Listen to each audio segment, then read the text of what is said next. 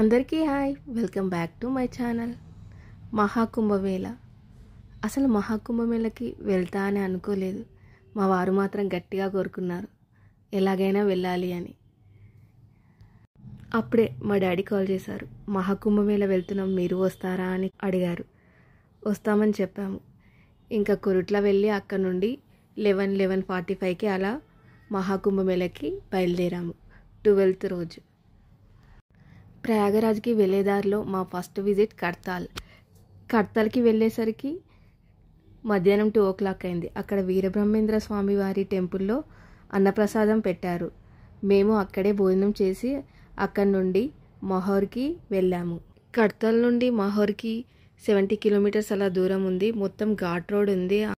Around evening 5-5:30 అలా అయింది మేము మహోర్కి చేరుకునేసరికి.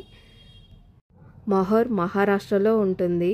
8వ శక్తిపీఠమైన ఏకవీరికాదేవి అమ్మవారు. ఈ అమ్మవారిని రేణుకాదేవి అని కూడా అంటారు.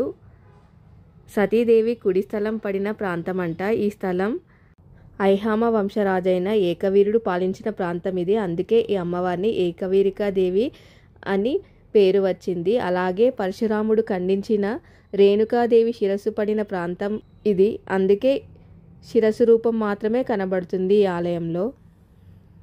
మా వెహికల్ అక్కడ పార్క్ చేసి ఇంకా అమ్మవారికి ఫ్లవర్స్ తీసుకున్నాం. ఇక్కడ 150 మెట్ల వరకు ఉన్నాయి.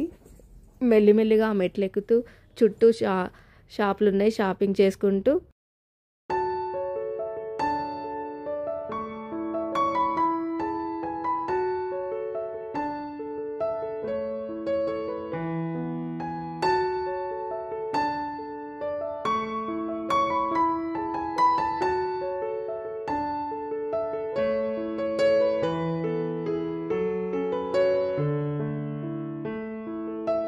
ఇక్కడ అమ్మవారికి చీర, ఒడిబియ్యం, పసుపు, కుంకుమ, గాజులు ఇలా అన్నీ కలిపి అమ్ముతున్నారు. ఇక్కడ 30 rupees చెప్పారు. మేము అక్కడే తీసుకున్నాము.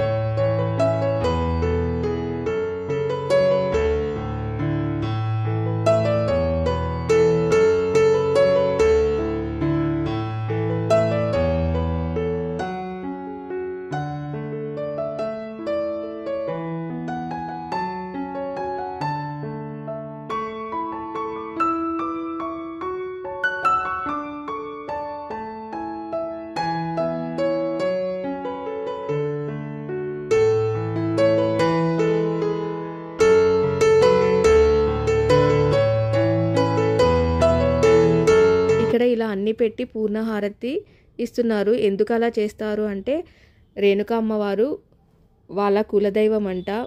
వాళ్ళ ఇంట్లో పెళ్ళి కుదిరితే ఇలా వచ్చి పూర్ణహారతి అమ్మవారికి ఇస్తారంట. అమ్మవారి దర్శనం చేసుకొని ఇంకా మేము రిటర్న్ అయ్యాము. అక్కడ నుండి మేము పనాగర్ వెళ్ళాము.